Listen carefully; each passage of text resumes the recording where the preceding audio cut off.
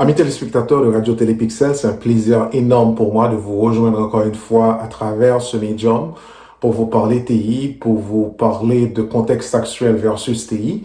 Et c'est notre sixième livraison. Vous êtes sur Radio Télépixel. L'émission c'est Facilité. Mon nom c'est Clément Calvert. Et le contact avec nous se fait au 514-699-6087 et par courriel clément.calvert@clémentcalvert.com. Je vous invite à aller liker nos pages Facebook, nos pages YouTube de Radio Télépixel. Comme ça, vous serez alertés à chaque fois qu'il va y avoir une nouvelle livraison de notre émission. Notre causerie aujourd'hui, c'est toujours contextualisé par rapport au contexte actuel évidemment. C'est la COVID-19 qui fait rage, c'est un virus qui nous parle, c'est un virus qui s'introduit dans nos vies, qui change notre façon de vie, qui change notre façon de faire, qui bouleverse tous les grands systèmes. Maintenant, tout le monde est comme à genoux par rapport à ce virus. Eh bien, la technologie est exploitée à plein régime pour voir comment est-ce qu'on peut contrecarrer, comment est-ce qu'on peut circonscrire ce virus. Eh bien, je vais vous dire, en ce temps si difficile, comme on dit tout le temps, ce temps sans précédent, ça c'est sans précédent, c'est la première fois qu'on est face à une situation où partout à travers le monde, on vous demande de rester chez vous, on est confiné, on est en quarantaine, on est en confinement, on est en quarantaine. Et suivant le dernier rapport que j'ai lu, je pense que la moitié de la population mondiale, près de 3 milliards de personnes, sont en confinement présentement. Et un rapport qui est beaucoup plus explicite par rapport au confinement que l'on vit présentement, c'est un rapport de Google qui est sorti hier, mais c'est surtout en Europe. Ce rapport mentionne qu'il y a 80% moins de fréquentation à certaines places, contrairement aux périodes passées. C'est pour vous dire que le confinement, ça fonctionne. C'est une méthode qui est utilisée par la plupart des gouvernements mondiaux, Europe, Amérique, Asie, pour lutter contre la propagation de la COVID-19, qui est un virus qui se transmet d'humain à humain. Alors, il n'y a pas encore de médicaments, il n'y a pas encore de vaccin. La technologie est utilisée à grande échelle pour voir comment est-ce qu'on peut, l'intelligence artificielle, pour définir des tableaux, des patterns, pour voir l'évolution de la maladie sur certaines personnes et quel comportement est-ce qu'on peut adopter. Voilà le niveau auquel on est présentement, surtout à l'évolution de la propagation de cette pandémie, la COVID-19. Voilà pourquoi aujourd'hui, c'est notre quatrième livraison par rapport au coronavirus. Je vais vous parler d'un d'un thème qui est très important, auquel vous devez vraiment faire attention pendant ce contexte. C'est un terme technologique qui a rapport à la technologie, c'est la cybersécurité. Pourquoi la cybersécurité est beaucoup plus importante, en fait, dans le contexte actuel, dans le contexte de la pandémie de la COVID-19?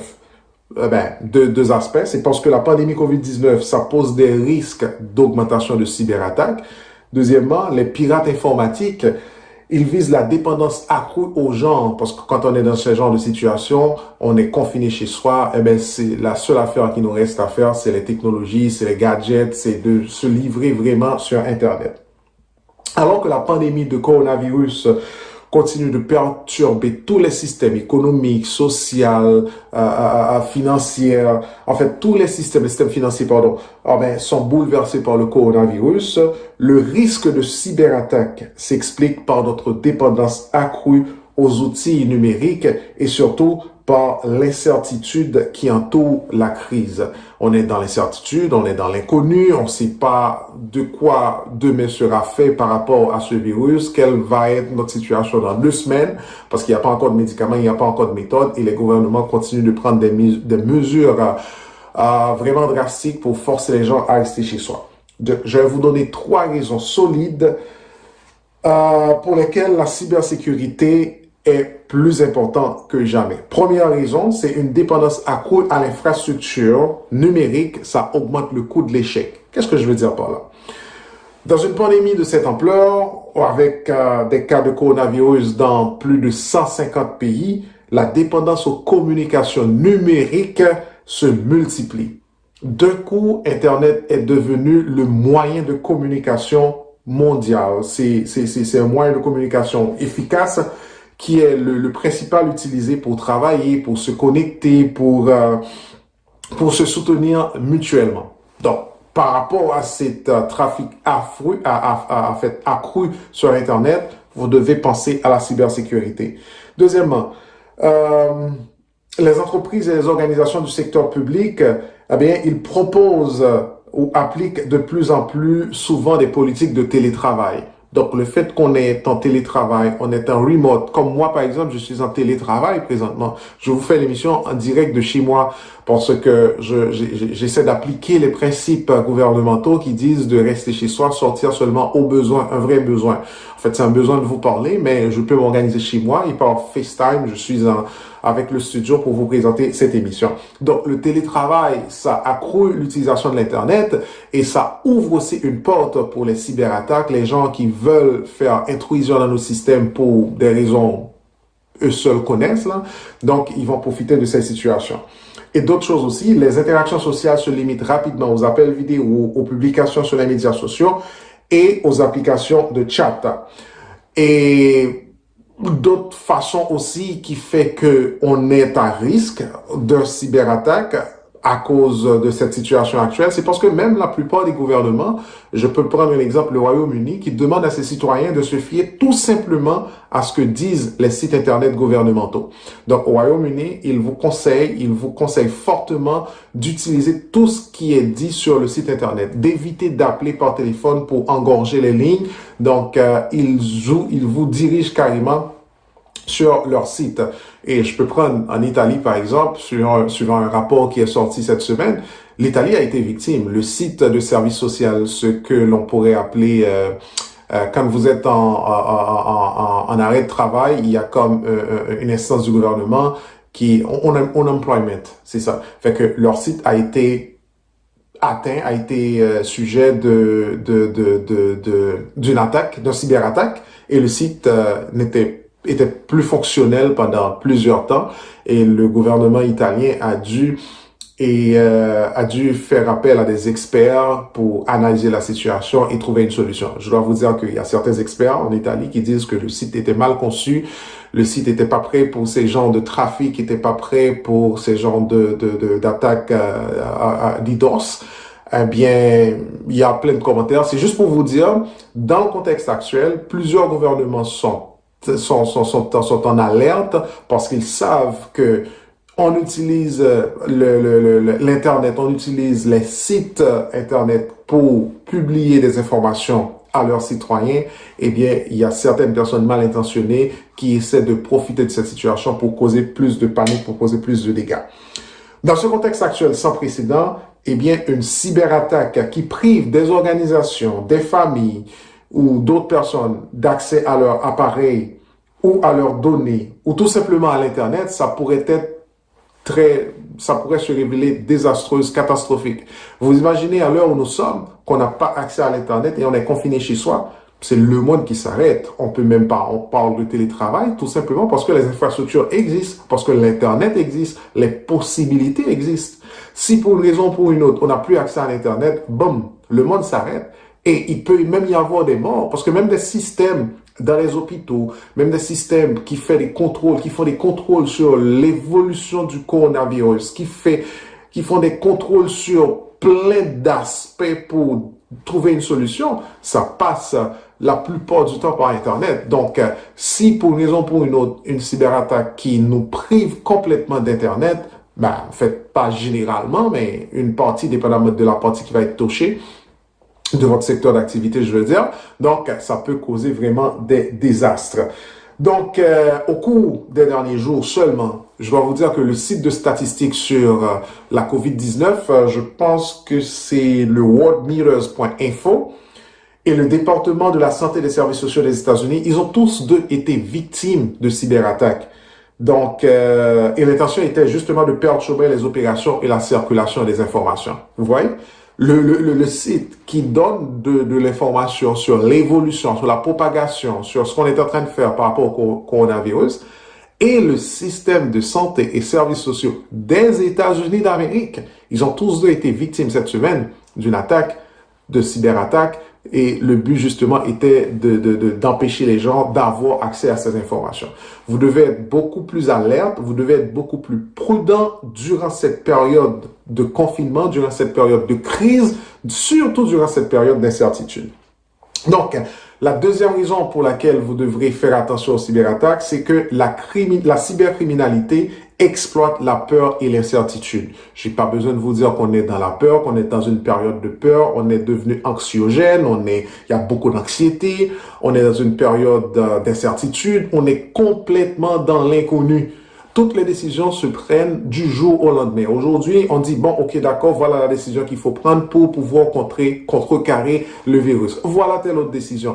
Tout se fait à la va-vite parce qu'on a un virus qui nous parle, on est en présence d'une bibite qui nous fait chanter.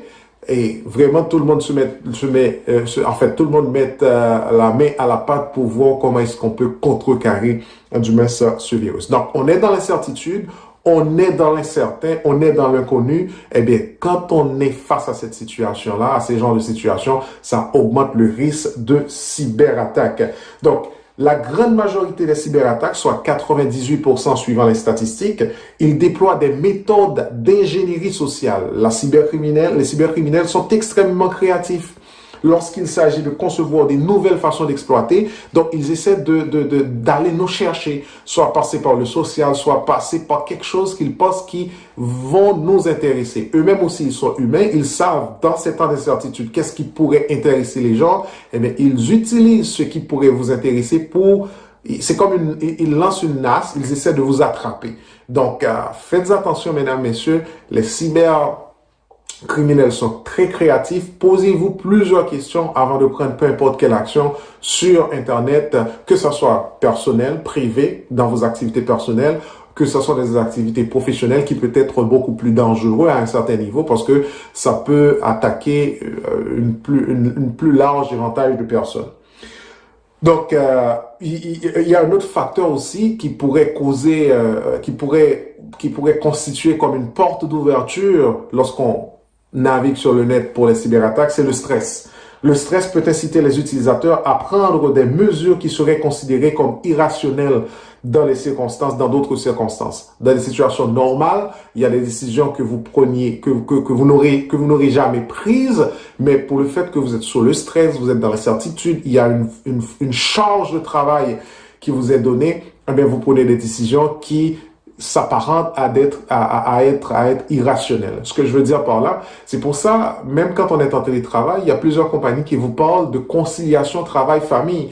On essaie d'évaluer la charge de travail que vous avez. Parce que quand vous êtes débordé de travaux, vous êtes débordé d'activités, ça augmente le niveau de stress. Et lorsque le niveau de stress augmente, vous prenez des décisions irrationnelles, vous prenez des décisions qui en temps normal ne seraient jamais prises. Et quand vous prenez des décisions sur le net qui sont comme irrationnelles, c'est comme une porte d'ouverture. C'est comme une occasion que vous donnez aux cybercriminels d'exploiter votre système. Je parle dans un cadre professionnel, tout comme dans un cadre personnel aussi, ça peut arriver. Donc, le stress, c'est un facteur.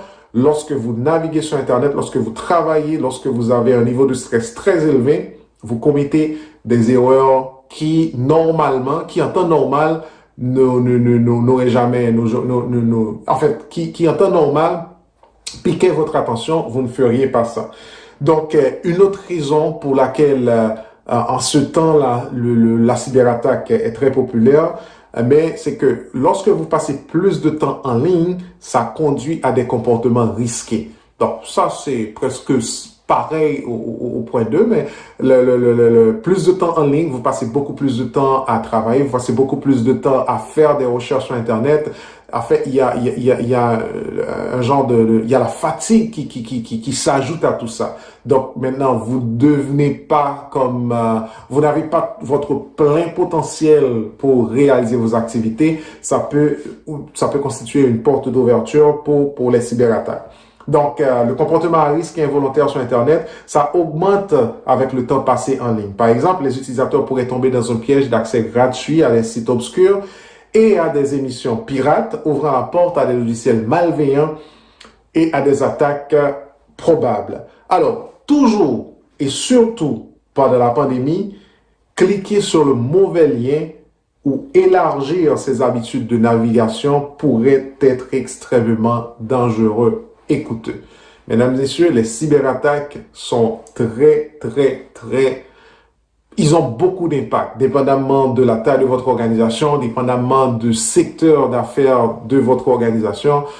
Un cyberattaque, c'est pas une mince affaire. Et ici au Canada, on demande aux gens, aux compagnies de déclarer à chaque fois que vous êtes victime d'une cyberattaque, de vol de données, ça doit être déclaré. Les clients doivent savoir que la compagnie a été victime. Si vous le faites pas, vous contrevenez à la loi.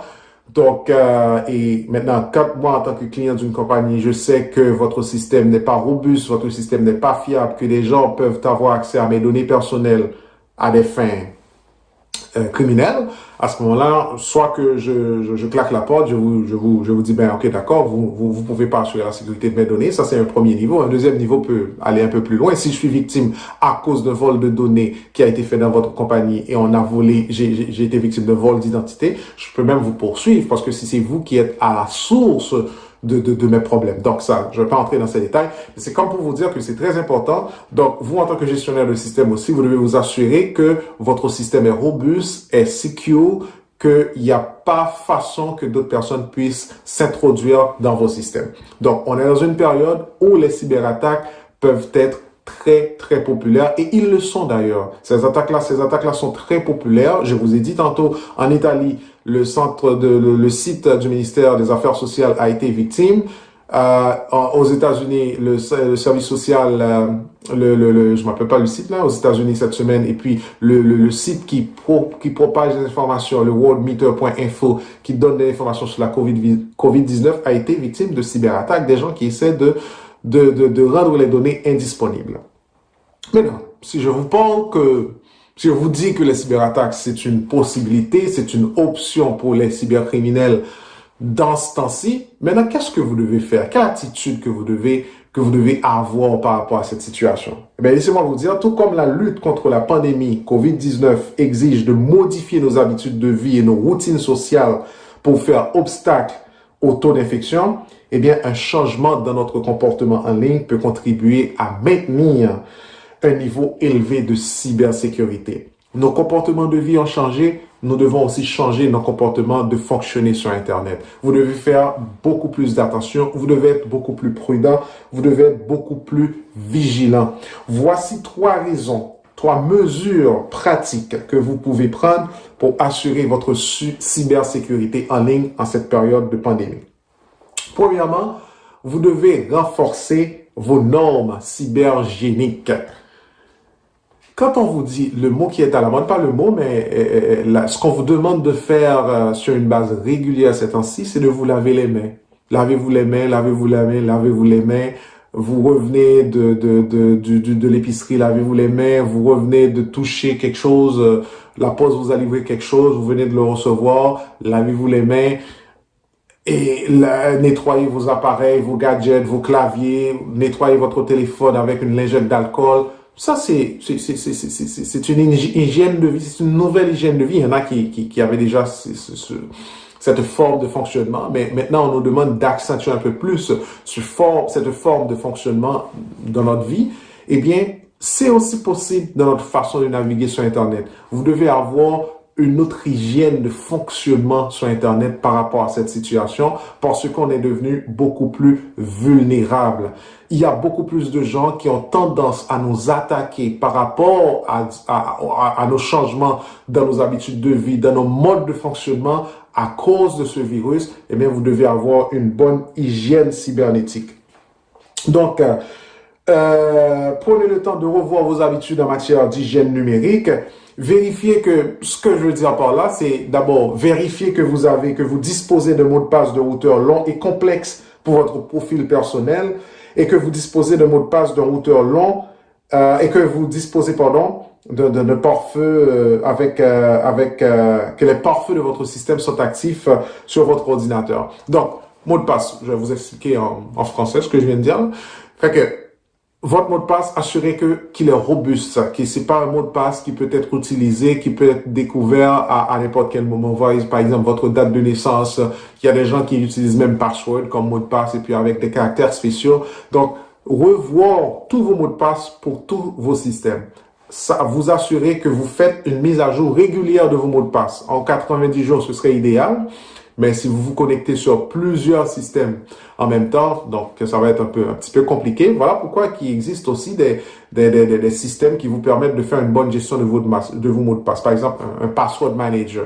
Si vous avez 25, 26, 27, par exemple, dans ma vie professionnelle, j'ai plus d'une vingtaine de mots de passe pour plusieurs systèmes. Je peux pas me rappeler de tous ces mots de passe en temps et lieu.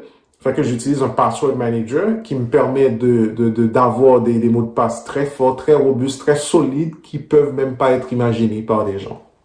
Donc, autre chose que vous devez vous faire, que vous devez vous assurer toujours dans votre hygiène numérique, assurez-vous de ne pas réutiliser les mêmes mots de passe sur le web. Donc, des mots de passe diversifiés. Et autre chose aussi que vous devez vous assurer, dans la mesure du possible, utiliser un VPN fiable pour accéder à Internet. Donc, si vous passez par un VPN, donc assurez-vous de la fiabilité de votre VPN pour accéder à Internet. Je lisais aussi cette semaine un article sur la VPN qui ont été, je dirais, saturés par l'utilisation. Donc, je vais vous parler de ça dans une prochaine émission. C'était pas le but de l'émission aujourd'hui. Donc, les VPN aussi, vous devez aussi faire très attention avec. Mais pour le moment, assurez-vous, si c'est possible, d'utiliser un VPN lorsque vous essayez d'accéder à Internet. Donc, que faire pour éviter les cyberattaques? C'était la première raison. La première raison, c'est de renforcer vos normes cyberhygiène. Deuxièmement, soyez particulièrement vigilants en matière de vérification. Donc, soyez beaucoup plus prudent que d'habitude lorsque vous installez des logiciels et des données et lorsque vous donnez des informations personnelles. C'est le moment ou jamais où il faut être plus que prudent, mesdames, messieurs.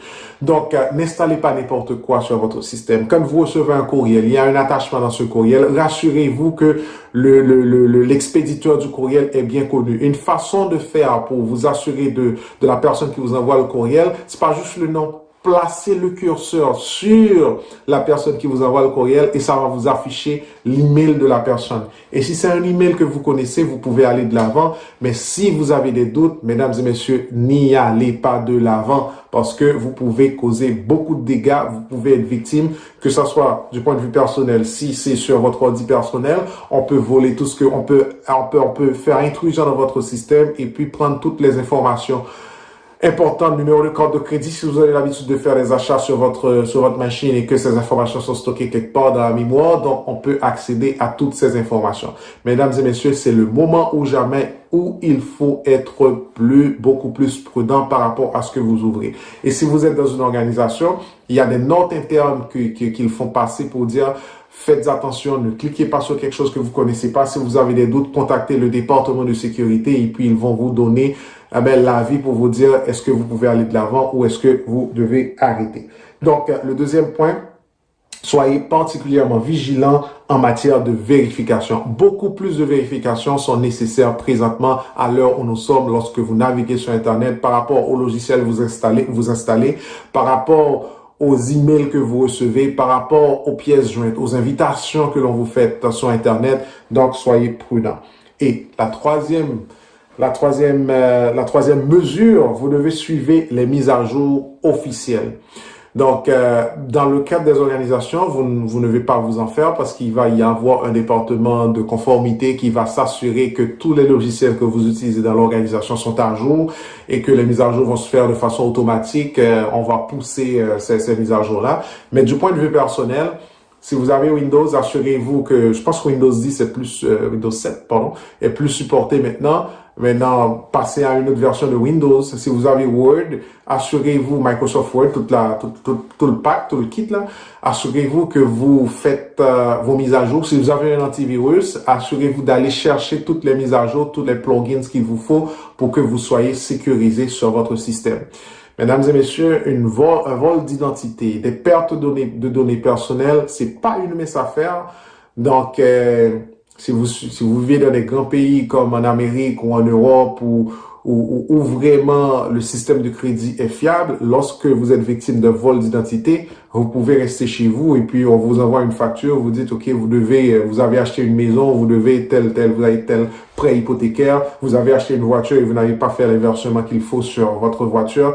Il y a plein de mauvaises surprises qui peuvent se produire lorsqu'on protège pas ses données personnelles. C'est pour ça qu'il y a plusieurs organismes qui existent ici au Canada, par exemple, qui surveillent la vie privée des gens, qui ne permettent pas à ce que les gens qui détiennent vos informations personnelles ne fassent une utilisation, ne fassent pas ce qu'ils veulent de vos données. C'est pour ça que lorsque je vous ai parlé la semaine dernière de géolocalisation, il y a tout un débat qui se fait sur cette affaire, bien que on a tendance maintenant à aller vers l'utilisation des données de géolocalisation justement, mais de façon anonymisée en n'utilisant pas des données, en utilisant plutôt des données anonymes sans les noms, prénoms et adresses de personnes. C'est quoi l'idée? C'est de pouvoir pister les gens. Vous pouvez recevoir un SMS sur votre téléphone vous disant que, eh ben d'accord, vous venez de croiser une personne ayant la COVID-19, faites attention, vous devez vous mettre en quarantaine, vous devez vous mettre en isolement et attendre 14 jours. On s'en va vers là maintenant. Maintenant, les organismes qui s'occupent des droits pour la vie privée, ils ont des doutes, ils ont des inquiétudes, mais le gouvernement aussi est armé de moyens, comme par exemple des lois d'urgence qui peuvent être prises, qui peuvent permettre à certains gouvernements, à certaines municipalités d'aller vers la géolocalisation pour éviter premièrement que les gens se réunissent à des endroits où ils ne doivent pas et que les gens ne se rassemblent pas en grande quantité, ou tout simplement avoir une cartographie des gens qui sont infectés par le virus. Et puis, si vous devez rester chez vous et que vous sortez, à ce moment-là, on va vous appeler pour vous dire, monsieur, vous devez rester chez vous parce que vous êtes contaminé, vous essayez de contaminer d'autres personnes. Il peut même y avoir des accusations criminelles. Ça a été expérimenté en Asie, en Corée du Sud plus précisément. En Chine, ils n'ont pas eu trop de difficultés parce que la démocratie est un petit peu questionnable dans ces pays-là, mais ici, en Amérique du Nord, en Europe, donc en Europe, ça se fait aussi, par exemple, ils commencent à utiliser les données de géolocalisation. Donc, tout comme vous faites, faites les mises à jour sur vos logiciels comme troisième mesure, tout comme vous faites attention aux sources de données fiables sur la propagation et l'impact de la COVID-19, veuillez à mettre à jour régulièrement les logiciels et les applications de votre système pour corriger les faiblesses qui pourraient être exploitées. Mesdames, Messieurs, le comportement personnel de chacun est essentiel pour prévenir la propagation d'infections dangereuses, tant en ligne que dans le monde. Donc, lorsque vous êtes infecté, vous pouvez infecter d'autres personnes, quand on parle d'un virus physique, mais de façon technologique aussi. Si vous êtes infecté, vous pouvez infecter toute une communauté. Votre carnet d'adresse pourrait être infecté. Vous pouvez propager ce virus-là à d'autres personnes.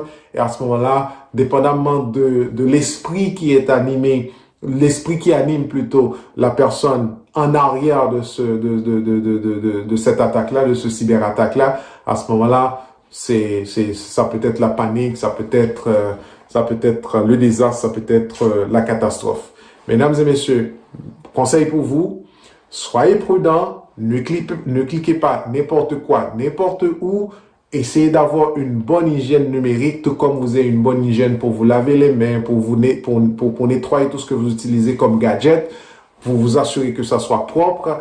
Eh bien, rassurez-vous que votre hygiène numérique soit correcte en ces temps de crise, parce que les cyberattaques, on est en plein dans le mille dans les cyberattaques. Pourquoi? Parce que toutes les conditions sont réunies pour des cyberattaques, qui sont d'abord l'incertitude, encore l'affluence des gens vers les nouvelles technologies, vers le net. Donc, ce sont les conditions qui facilitent les cyberattaques. Mesdames, Messieurs, je vous remercie de votre temps pour cette émission. C'est notre 6e livraison, dont la 4e sur la COVID-19.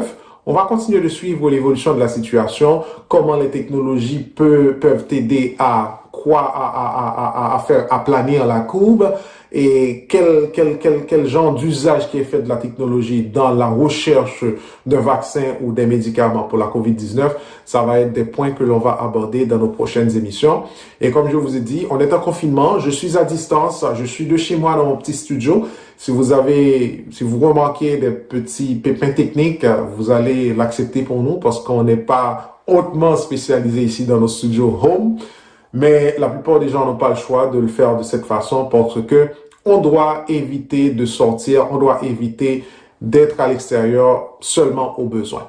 Mesdames, Messieurs, mon nom c'est Clément Calvaire. Le contact avec nous c'est clément.calvaire@clémentcalvaire.com. Le téléphone c'est le 514-799-6087. Le médium, c'est Radio Télépixel. Allez liker notre page Facebook, allez liker notre page YouTube. Comme ça, vous serez toujours alerté à chaque fois qu'il va y avoir une nouvelle livraison. Bonne semaine et à la semaine prochaine.